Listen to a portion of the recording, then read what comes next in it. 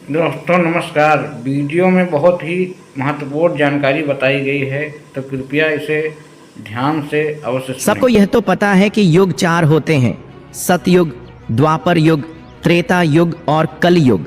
लेकिन यह बहुत ही कम लोगों को पता है कि इन 4 युगों में आपस में क्या समानताएं हैं और क्या असमानताएं हैं। इन सभी लोगों के प्राणियों का रहन सहन, जीवन यापन, मौसम चक्र की स्थिति, लोगों का व्यवहार, उनका चाल चलन, रूप रंग आदि सब कैसे हैं, आज हम आपको इस प्रस्तुति में बताएंगे। तो साथियों, इन जानकारियों को मिस मत कीजिएगा और वीडियो को अंत तक देखते रहिएगा। जैसा कि हम सभी जानते हैं, वर्तमान में कलिकाल यानी कि कलयुग चल रहा है। धार्मिक ग्रंथों के हिसाब से देखा जाए तो कलयुग को लेकर ऐसी भविष्यवाणियां की गई हैं जिन पर विश्वास नहीं होता है। लेकिन हैरानी की बात तो यह है कि इनमें से कई भविष्यवाणियां सच्ची हो सकती हैं और भगवान श्री कृष्ण द्वारा जो भविष्यवाणियां की गई थीं बिल्कुल सच साबित हो सकती हैं। पृथ्वी का अंत कब और कैसे होगा, इसको लेकर भगवान श्री कृष्ण ने कुछ भविष्यवाणियां की थीं जिनके बारे में आज हम आपको बताएंगे। तो आराम से बैठकर नॉलेज भरा यह वीडियो देखते रहिए। तो सुनिए साथियों, सबसे पहले हम आपको सतयुग के बारे में बताएंगे।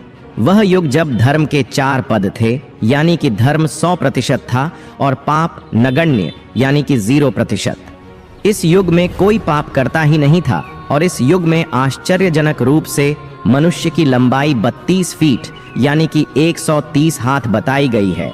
और इस युग में सत्यवादी राजा हरिश्चंद्र भी हुए थे, जिन्होंने सत्य की रक्षा के लिए खुद के परिवार का और अंत में खुद का भी बलिदान दे दिया था। जबकि त्रेता युग में मनुष्य की लंबाई 21 फुट अर्थात 14 हाथ शास्त्रों में लिखी गई है। इस युग में पाप की मात्रा 25% होती है और पुण्य की मात्रा 75% होती है। इस युग में श्री हरि विष्णु भगवान ने वामन का और राम जी का अवतार लिया था और इस युग में राजा बलि ने 3 पग धरती वामन भगवान को दान में दे दी थी और वामन भगवान ने उन्हें 3 पग में पूरा ब्रह्मांड नाप लिया था। राक्षस राज रावण सीता का अपहरण करने के बाद उसे छू भी नहीं पाए थे। अब द्वापर युग की बात करें तो इस युग में धर्म के केवल 2 पद ही रह गए थे।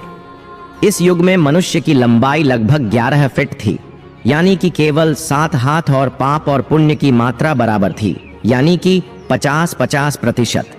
इस युग में आदि मनुष्य पापी थे और आधे मनुष्य पुण्यात्मा थे। इस युग में महाभारत का धर्म युद्ध हुआ था, जिसमें भगवान श्री कृष्ण ने धर्म की रक्षा के लिए पांडवों का साथ दिया था। अब वर्तमान काल यानी कि कलयुग की बात करें तो इस युग में धर्म का केवल एक ही पद रह गया है और इस युग में मनुष्य की औसत लंबाई लगभग 5.5 फुट है, अर्थात केवल 3.5 हाथ। इस युग में धर्म का सिर्फ 1/4 पर ही रह जाता है, अर्थात इस युग में पाप की मात्रा 75% होती है, जबकि पुण्य की मात्रा होती है केवल 25% है। ये कलयुग के बारे में श्री कृष्ण कहते हैं कि कलयुग में ये होगा जिसमें स्त्रियों को केवल अपने केशों पर ही रूपमती होने का गर्व होगा। कलयुग में स्त्रियां गरीब पति को त्याग देंगी और अमीरों के पास चली जाएंगी। उस समय केवल धन पुरुष ही स्त्रियों का स्वामी होगा। पुरुषों के रूप रंग या चरित्र का कोई महत्व नहीं रह जाएगा। कलयुग में थोड़े से धन से ही मनुष्य में घमंड की भावना आ जाएगी। उस समय लोग आपकी धन प्रभुता और लोकप्रियता के कारण ही आपसे संबंध रखेंगे। सारा धन घर बनाने में ही समाप्त हो जाएगा, जिससे दान पुण्य के काम नहीं हो सकेंगे और सारी बुद्धि केवल और केवल धन कमाने में ही लगी रहेगी। कलयुग में स्त्रियां अपनी इच्छा के अनुसार भोग विलास का अनुसरण करेंगी और ऐसे लोगों का राज्य होगा जो दोनों ओर से शोषण करेंगे, बोलेंगे कुछ और करेंगे कुछ, मन में कुछ और कर्म में कुछ। ऐसे ही लोगों का राज होगा। अपनी छोटी बुद्धि को ही शाश्वत समझकर कुछ मूर्ख लोग ईश्वर की ओर धर्म ग्रंथों की प्रामाणिकता मांगने का दुस्साहस करेंगे। उनके पाप जोर मारेंगे और वे वेदों को छोड़कर संस्कार शून्य हो जाएंगे। तब पूरी पृथ्वी पर केवल और केवल मलेच्छों का ही राज होगा। सबके सब राजा आचार विचार में मलेच्छी होंगे। यह सब एक ही समय में विभिन्न प्रांतों पर राज्य करेंगे, लूट खसोट कर अपनी प्रजा का खून चूस लेंगे। जब ऐसा शासन होगा तो देश की प्रजा में भी ऐसा ही स्वभाव व आचरण हो जाएगा। आपस में वे लोग भी एक दूसरे को उत्पीड़ित करते रहेंगे और अंत में सब के सब नष्ट हो जाएंगे। महर्षि व्यास जी के अनुसार कलयुग में किसी के मन में दया भावना, शर्म भावना व शांति की भावना की प्रवृत्ति नहीं होगी। अन्याय से धन पैदा करने में ही सबकी रुचि होगी।